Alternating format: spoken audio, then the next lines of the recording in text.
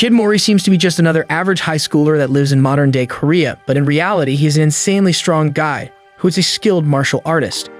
He lives alone in a house, and the closest kin that he had was his grandfather, who went missing when he was young. My dad went to get milk and never came back, but no one is making a show about me. What a shame. Despite having a problematic childhood, he turned out to be a very good-natured and just individual who, despite having incredible strength, never abuses it. Jin Mori wakes up in his house and looks over to see that his alarm clock has been destroyed. He wonders whether he had anything important lined up for today and realizes in horror that he had to attend the preliminary round for the God of High School tournament today. He dresses up, grabs his bike, and pedals with all his might, riding very dangerously. God of High School is a famed martial arts tournament that is hyped up in the entire Seoul region of Korea, and everyone is tuning in to live stream the battles that are going to take place in the tournament. The organizers claim that anyone who wins the tournament will be able to wish anything they want from the organizers, and their wishes will be granted without any questions. I think these organizers are tripping or something. How the hell are they going to grant the winner anything? What if I ask for a gamer girlfriend with big thighs? Jin peels through the traffic, rushing towards the stadium, when he spots a biker going in the opposite direction, which he ignores at first, but then notices an old lady on the ground, screaming that the biker ran away with her purse. Jin immediately starts thinking about all the different situations the old lady might be stuck in, which brings him to tears. He immediately turns around and, despite being late, starts chasing the biker.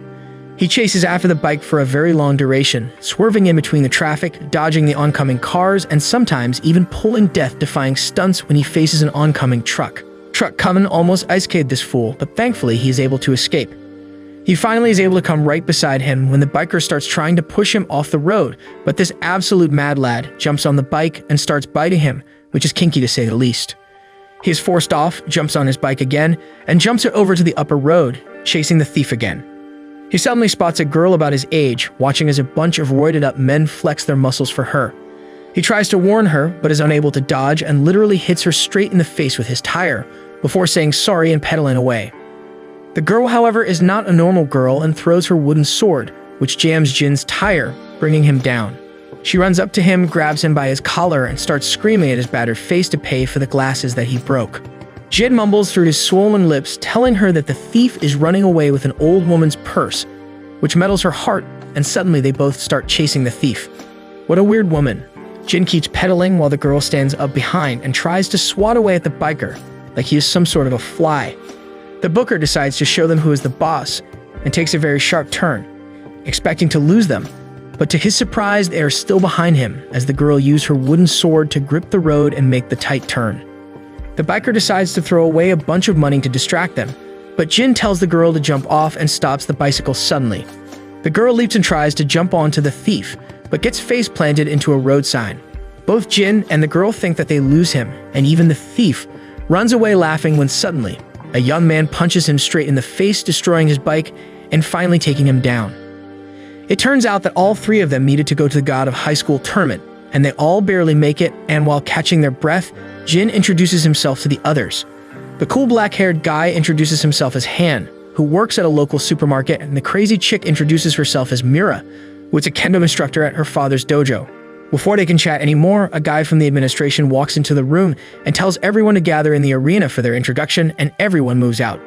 The commentator explains the rules of the fight, and the first and most important rule is that there are no goddamn rules. This guy literally tells us that the participants can use any weapon they want and any technique they want to try and win the tournament. And we see a bunch of people carrying sticks, staffs, and baseball bats. Lucky that this series didn't take place in America. There wouldn't have been any episodes after the first one. Anyway, everyone assembles in the area and is given a health monitoring bracelet, which records their current status. If anyone gets dangerously low on HP, they are given immediate medical attention by two very professional nurses with huge personalities. The commentator asks whether everyone is clear on the rules before declaring that the round starts now. Everyone is confused at this, as they haven't been put into any kind of brackets or don't know who their opponents are, thinking it must be a mistake, but some of them realize that it is a battle royale style match where the last man standing wins. Some of the ugly fighters catch up to it and start targeting individuals who are weaker than them, so that they can defeat them easily. A massive all-out brawl breaks out, where people are fighting left and right. Some are using wooden staffs, some are using nunchucks, and others are relying purely on their fists. We see some fighters of note, one being a very woke guy dressed in a woman's dress, because gender is just a social construct and you can be whatever you want. another girl with a huge personality starts using her wrestling moves, which she learned in bed, to good use and starts beating people up, while the nerd simply grabs a baseball bat and starts piling up bodies left and right. Finally, Han shows his strength by using a single punch to defeat a huge horde of enemies like the cool dude he is, and Mira also uses her wooden sword to slice through the fighters, showing off how good she is at handling wood. Finally, Jin starts showing his skills by laying waste to a group of attackers by only using his kicks, absolutely dominating the entire competition. The fights are far from over, however, as the commentator declares that there is a last-minute wildcard entry to the match, and a couple of men bring out a giant man restrained by a straitjacket. This gorilla-looking freak doesn't even think twice before jumping straight into battle and kicking everyone away one by one. Even Han and Jin are surprised by Fatty's incredible speed. He stands on top of a fighter, kicking his face and taunting the others for being weak, when he is attacked by Mira, who uses her wood to try and hit him. I don't really remember his name, so I'll call him Harambe. Harambe dodges all of her attacks before grabbing her wood in between his toes.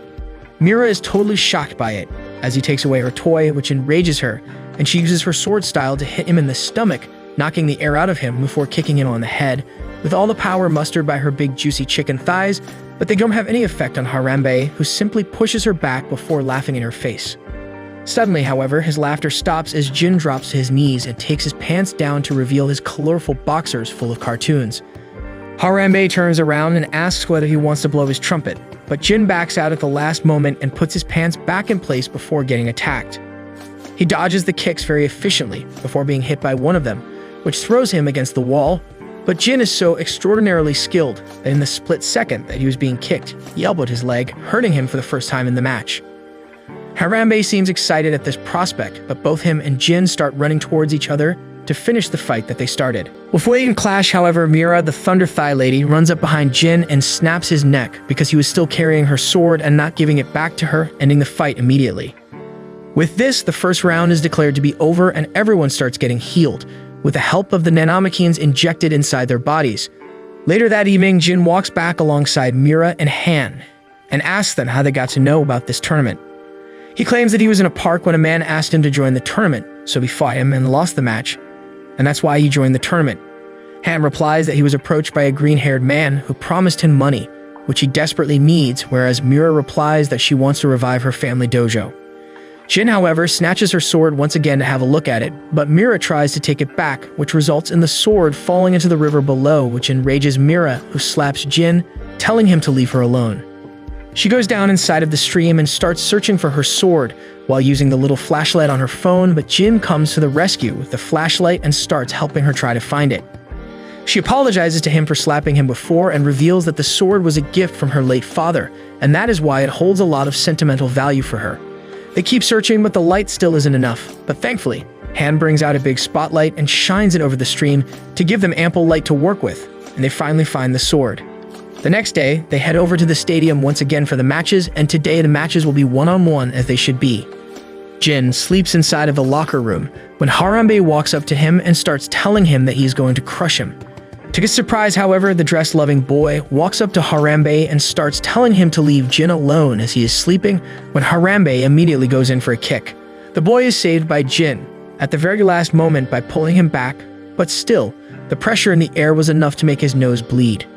Before they could fight, however, the commentator announced that the matches were going to begin shortly. Mira goes in for her first match and easily dispatches the guy who came to fight him, after which Jin is called in the ring to fight against a fatty. He is obviously able to defeat him easily by using a combination of kicks and punches. The next match is between the wrestler with the big personality, a random dude, and the wrestler beats the attacker very easily with her amazing moves. After that, the nerd is called inside the ring, and he uses his bat to beat the crap out of the fatty who came to fight him while reading a book. What an alpha male. The next match is fought between Han and a guy who looks like he just got a divorce.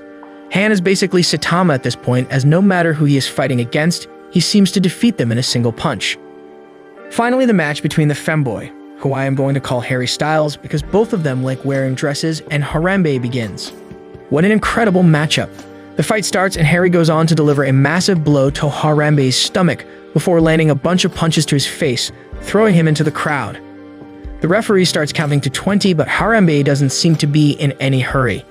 He He calmly gets up and starts walking to the ring before jumping inside with surprising speed. Harry meets him in the air, kicking him, but Harambe takes one of his hands out of the restraints, blocking his attack. This time, Harambe goes on the offensive, defending against Harry's attacks, before starting to hit him with multiple strikes on the body and the head. He doesn't let him go and keeps following up with even more attacks, totally dominating him before grabbing his hair and delivering an axe kick to his head. He then grabs Harry by the throat and picks him up in the air, punching and kicking him multiple times before he gets the inspiration to finally fight back. He tries to use one of his special moves on Harambe, but Harambe is able to counter his move, which sends him flying into the corner of the ring. He then walks back up to him and starts slapping him again and again, telling him to beg for forgiveness, but Harry looks at him and tells him that he isn't going to beg him no matter what. This enrages Harambe, who grabs him by the throat once again, before throwing him on the ground and kicking the crap out of him.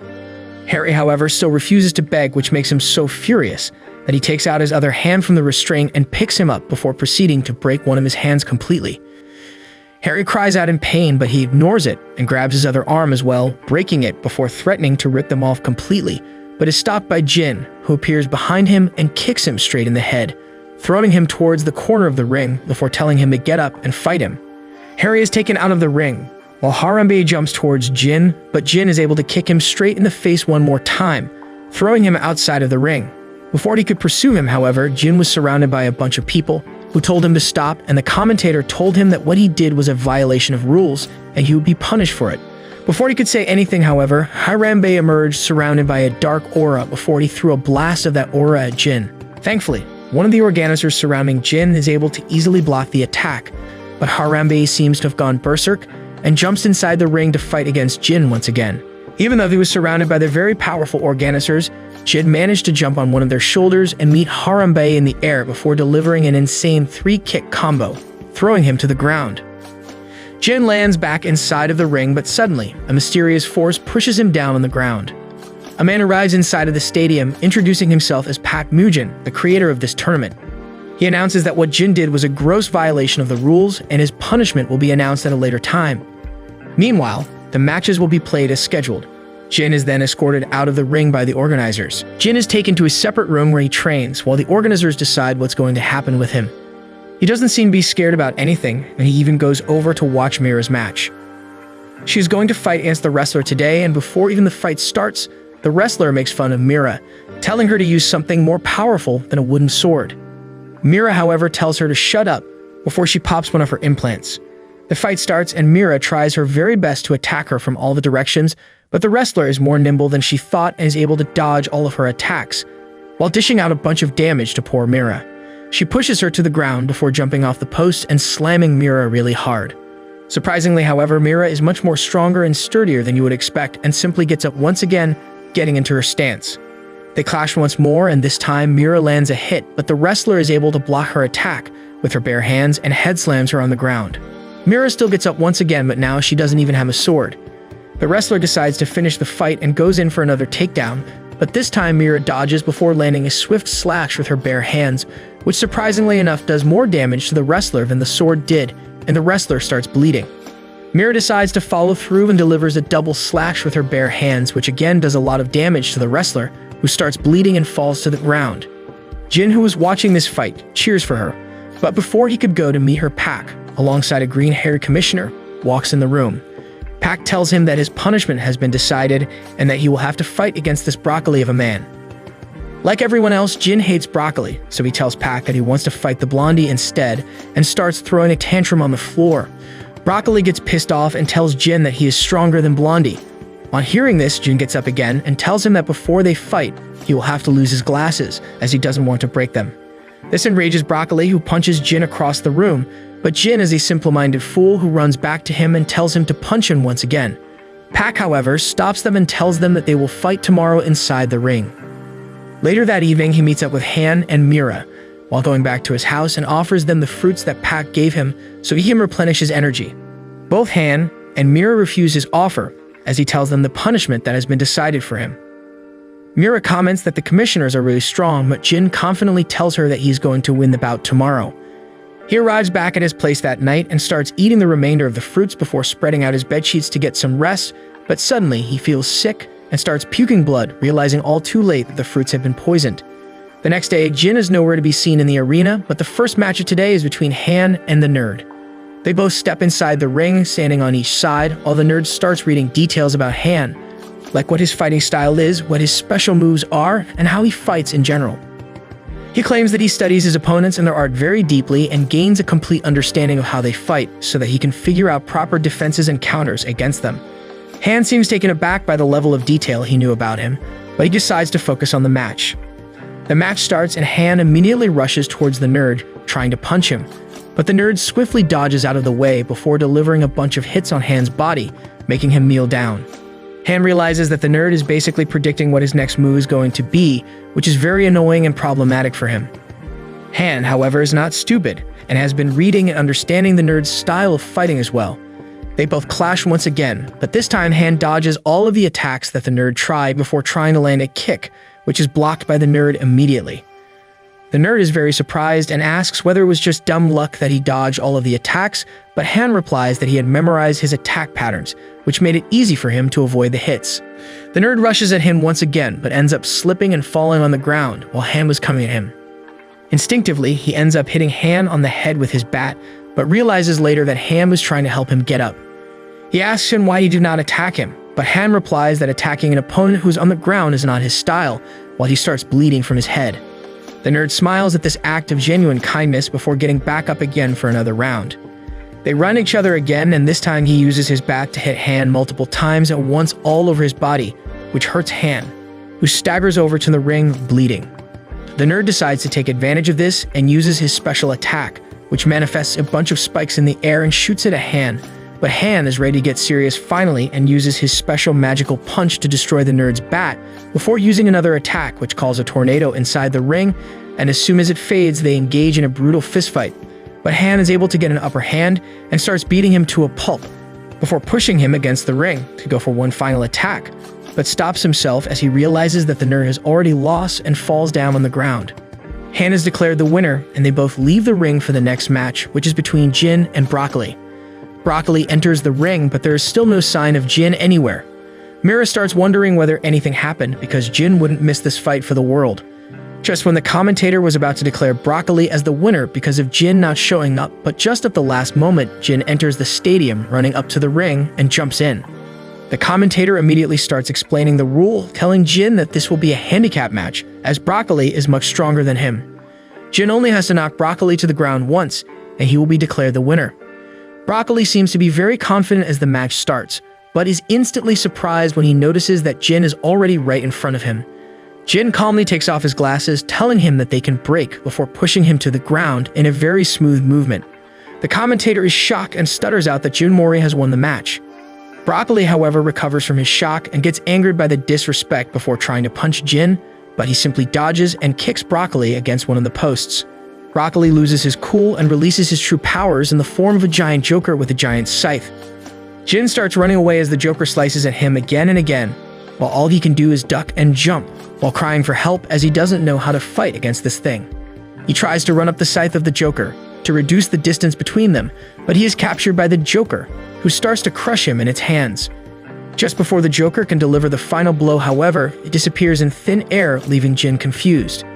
He looks over to see Broccoli being held by the rest of the commissioners, while Pac walks past him, telling Broccoli that 3 months of his pay has been cut for this act.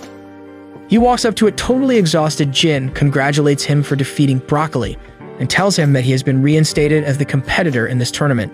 They all start heading back to their houses as the livestream declares that there are only 4 players remaining in the tournament now, as we are already in the semifinal rounds. Mira is matched up against Han, and Jin is matched up against some random guy that no one knows. On their way back, however, a blue-haired guy in a very expensive car rolls up to them and immediately gets out of it, drops on one knee, and proposes to Mira to marry him, shocking both Han and Jin. It turns out that this guy is supposed to be a very rich and famous influencer who is an excellent martial artist and more or less the face of martial arts in their country. One day, he dropped by her dojo after scanning her from afar and straight up asked her to marry him. She would have said no, but her main goal is to fulfill the last wish of her father, which was to make sure that the Moon's sword style survives the test of time and that she passes it on to the next generation of students. Sadly, however, the Moon's sword style is a very obscure art and not many people learn it or know about it. So when this rich boy told her that he would help her spread the reach of Moon's sword style through his influence, she agreed to marry him, even though she doesn't like him at all. Jin is totally against this, as this marriage would mean that she would have to pull out of the tournament, which he doesn't want to happen. He even arrives at her dojo to try and make her change her mind, but she tells him that this doesn't concern him at all, and he should mind his own business before shutting the door in his face. He quickly runs out and reaches a telephone booth where he calls Han up and tells him everything he learned. Han, who has been working multiple jobs and extra shifts to earn more money to help with his best friend's treatment for cancer, doesn't have enough time to listen to Jin meddling in others' lives. He tells him that they are outsiders and shouldn't try to insert themselves into situations that don't concern them before hanging up the phone. The next day, Jin arrives at the wedding without any invitation and sits by a girl who turns out to be Mira's sister, who just realized that Mira doesn't like the person she's going to marry and starts crying. Jin tells her that he is here to help, and that he is her friend before trying to get inside the ceremony. He, however, is stopped by a bunch of security guards, who tell him that no one without an invitation is allowed, and that he should leave the place immediately. Jin backs off, faking that he is going to leave, but turns around and tries to run through them, but fails miserably. The guards take out their batons and start attacking Jin, who keeps dodging their attacks until one attack that was going to hit him is stopped by the coolest guy alive, Han. He blocks the attack before punching the guards straight in the face, knocking them all out. This dude is the real One Punch Man. They walk inside of the room, interrupting the ceremony. The rich guy looks at them and tells them to leave before he calls security, but then realizes that the entire security has been dispatched by the two of them. He tells them to leave if they know what's better for them, but Jin tells him that they are not going to let him marry Mira and take away all her hopes and dreams by pinning her faith on a sleazy rich guy who is never actually going to do anything for the sword style. The rich guy gets mad and takes out his sword before running up to them and attacking them. Han, however, simply grabs the sword and tells Jin to go to Mira. Jin runs over to Mira, who tells him to go away, but he starts asking her whether she doesn't trust her father and what he taught, and if she does, and why is she pinning all her hopes and dreams on a sleazeball that she doesn't love at all. Mira gets mad and starts punching him, while Jin simply defends against her flurry of attacks, till Mira's uncle, the only father figure that Mira has, runs in between her punch and tells her that Jin is telling the truth and that she should listen to him. Mira has a realization in which she realizes that when her father said he needed an heir to inherit the Moon's sword style, he meant her, and not her uncle. This makes her decide that she's going to make sure the sword style survives on her own, and she walks up to the rich guy, telling him that she isn't going to marry him. The sleazeball seems to have lost his mind or something, because he starts laughing like a maniac in a cheap film, before he unleashes his true power, which manifests itself in the form of an ethereal samurai, similar to what Broccoli did in his match against Jin. Both Han and Jin are taken aback, but by this sudden newfound confidence, she stands her ground even when he attacks her and slashes her stomach open. She takes the damage like a champ before using her sword style to land a single hit on him, knocking him out. They all go outside, and Mira thanks them for saving her from this marriage before apologizing to Jin for behaving coldly towards him. Suddenly, they hear the laughing voice of the sleazeball who stole Mira's sword and ran off with it in his car. Jin tries to chase him, but Mira stops him, telling him that she doesn't need the sword to keep spreading the Moon's sword style in the world, and that she will defeat Han in the semifinals tomorrow and will win the finals as well. The next day comes and Jin, the absolute idiot, didn't wake up on time.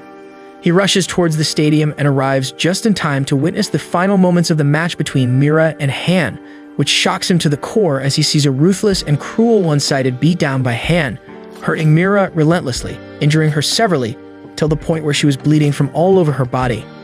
She drops to the ground, but Han still seems to be going for another attack when the referee stops him, claiming that he has already won the match. Jin is shaken after seeing the calm and collected Han behave like that and walks past him to the ring for his semifinal fight. Jin goes inside of the next match and is faced off against a random guy who claims that he has studied Jin's fighting style and can defeat him now. Jin, however, is in the mood for business and the fight begins. The random dude attacks Jin, but he simply dodges his attacks before performing a single attack on him, which takes him down, declaring Jin the winner. He goes back to the ward where Mira is being treated and talks to her. She tries to cheer him up, but he is sad and destroyed by Han's behavior as he seriously thought that they were friends. Mira tells him that there's nothing to be sad about, she was just weaker than him, so she lost, and there's nothing anyone could have done there. Jin, however, has made up his mind that he will take revenge on Han and win the tournament for Mira. The next day, they both enter the ring and the referee starts the fight. Jin and Han immediately run up to each other and start sizing each other up, but rather than dodging each other's attacks, They are just taking each other's hit and then trying to hit back. Both of them seem to be on exactly the same footing as Han's amazing punching style clashes against Jin's kicking style. They are fighting incredibly well, with both landing some pretty hefty blows on one another, and once they both end up grazing each other on the chin with some pretty massive attacks, which could have decided the outcome of this battle.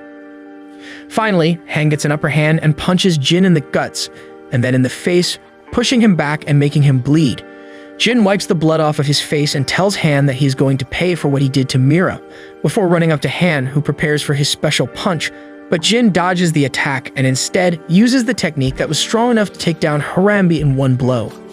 He then lands a massive kick in Han's guts, which sends him flying against the corner post where he falls down. Jin walks up and lends out a hand, and Han grabs it and apologizes to Jin, while saying that he never really considered anyone as a friend, and kicks him in the face before deciding to use his incredible special punching technique, which has 4 forms. He uses the first form to hit him in the stomach, before using the second form to blow him away with a tornado, and then the third form in which he hits Jin with a barrage of punches that push him to the absolute edge.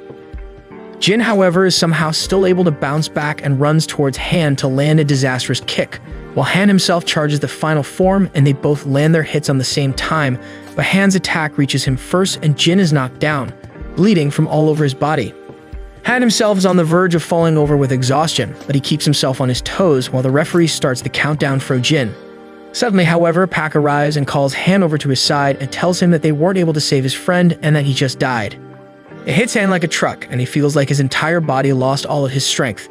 It turns out that Han begged Pak to save his friend, as he can't wait for the tournament to end to get his wish granted, and Pak's medical technology can actually save his life or he will die very soon.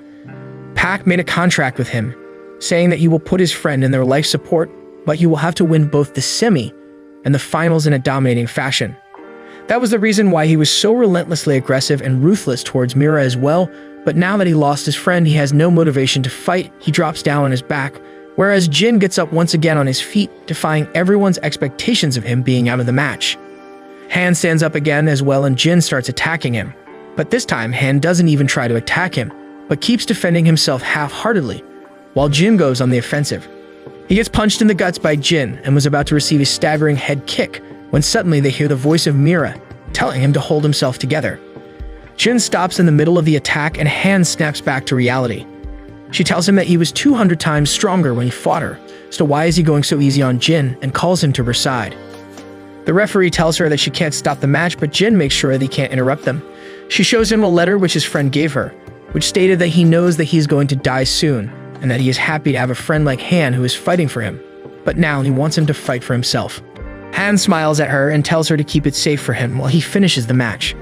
This time, both Jin and Han clash once again, but as friends and not as enemies. They both engage in a long back and forth, at the end of which Han uses his strongest technique once again and blows Jin away. Jin, however, has newfound strength and uses it to muster one last attack, which is his strongest kick. He aims at Han, and when the smoke clears up, he sees that Han is down on the ground and Jin is declared the winner of the tournament.